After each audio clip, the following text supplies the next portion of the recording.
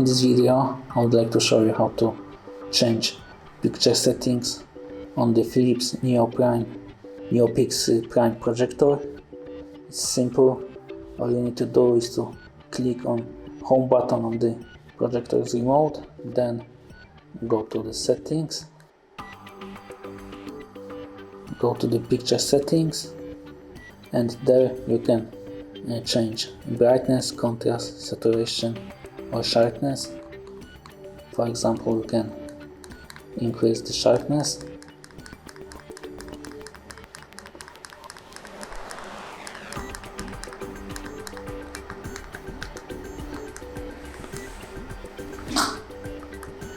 or decrease the contrast.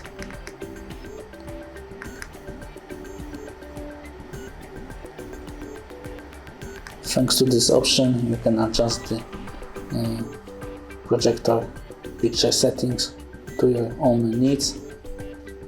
Thank you for watching. If you like this video, give us a like and subscribe to our channel.